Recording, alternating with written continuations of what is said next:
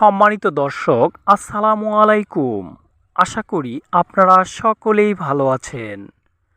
আজকে বর্ষাকালীন মরিচ চাষ তো আমরা করতেই চাচ্ছি, কিন্তু তার আগে আমরা মরিচ চাষ করতে গেলে বা যে কোনো চাষাবাদ করতে গেলে জমিতে পিএইচের পরিমাণ কেমন থাকা দরকার এবং পিএইচ কী প্রভাব ফেলে এই বিষয়গুলো নিয়ে আপনাদের সাথে আলোচনা করব এই ভিডিওতে।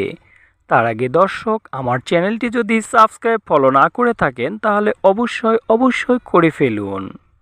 কৃষিতে সব সময় সঠিক তথ্যগুলো আপনাদের মাঝে তুলে ধরার চেষ্টা করে থাকি, যেন আপনাদের চাষাবাদে উপকারী ভূমিকা পালন করতে পারে। তাই দর্শক, প্রতিটি বিষয় আমাদের চিন্তাভাবনা করতে হবে, দেখতে হবে, বুঝতে হবে, জানতে হবে, তারপরে কৃষিকাজ করলে লস হবে না। চলুন দর্শক, পিএইচ সম্পর্কে জেনে নেই।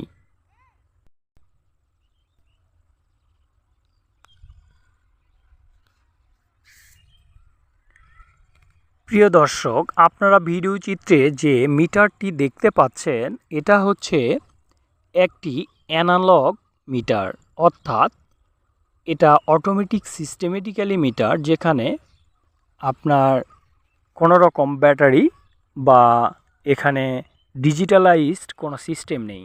অটোমেটিক্যালি এর মাথার মধ্যে, মানে এই যে পিন দুটা দেখতে পাচ্ছেন, পিন দুটার মাথার মধ্যে কোনো কিছু ম্যাগনেটিক সিস্টেম দেওয়া আছে, যেটার মাধ্যমে পিএইচকে নির্ধারণ করতে পারে, মাটির আর্দ্রতাকে নিয়ন্ত্রণ মানে দেখাতে পারে, শো করতে পারে, মাপতে পারে। এছাড়া লাইটকে, সূর্যের আলো কতটুকু আছে সেটাকেও দেখাতে সক্ষম এই মিটারটি। তো দর্শক, আপনাদেরকে আমি যে জিনিসটি দেখাতে চাচ্ছি তা হচ্ছে, আমার এই জমিটাতে মরিচ চাষ যেহেতু করতে চাচ্ছি, ইতিপূর্বে আমি মরিচ চাষ করেছিলাম, তাই এর পিএইচ মানটা বের করা অত্যন্ত জরুরি। কেননা আদর্শ যে জমি, তার পিএইচ কত থাকা ভালো। দেখুন দর্শক, 5.5 মানে 5.5 থেকে 7.5, এটা হচ্ছে আদর্শ একটা লেভেল। তার মানে আরও সূক্ষ্মভাবে আমরা চিন্তা করলে বুঝতে পারবো যে 6 বা 6.5 থেকে 7, এটা হচ্ছে সবচেয়ে পারফেক্ট একটা অবস্থা উর্বর মাটির জন্য। আর এই লেভেল যদি বেশি অতিক্রম করে ফেলে, তাহলে পিএইচের মাত্রা যদি বেশি হয়ে যায়, তাহলে এখানে আপনার ক্ষারীয়তা, জমির যে ক্ষারীয়তা, সেটা বৃদ্ধি পেয়ে উপকারী ব্যাকটেরিয়াগুলো মারা যাবে, জমির উর্বরতা অবস্থা নষ্ট হয়ে যাবে, সেখানে ফসল ভালো করা সম্ভব নয়।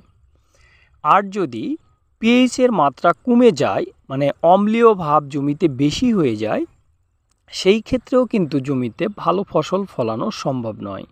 তাহলে আমরা আমাদের জমিটা আদর্শ অবস্থায় আছে কি না, এই বিষয়টি বোঝার জন্য মেপে নিতে পারলে ভালো। তবে বাংলাদেশের প্রেক্ষাপটে জমির পিএইচ পরিমাপ করার মতো অতটা সুযোগ চাষিদের হাতে নেই। আর সুযোগ থাকলেও চাষিরা এই বিষয়ে ততটা সচেতন নয়। কেউ এভাবে দেখায়ও না, বলেও না, শুধুমাত্র চাষাবাদ করে সফলতার গল্পগুলো তুলে ধরে। দর্শক, যা বলছিলাম, তাহলে মূলত এই পিএইচ সমস্যাটা আমরা অনেকটাই সমাধান করতে পারি, বা আমাদের জমিগুলো সমাধিত হয়ে থাকে। এর কারণ হচ্ছে, সকলেই জৈব সার ব্যবহার করার ফলে জমির পিএইচ লেভেলটা অনেকটাই ঠিক থাকে।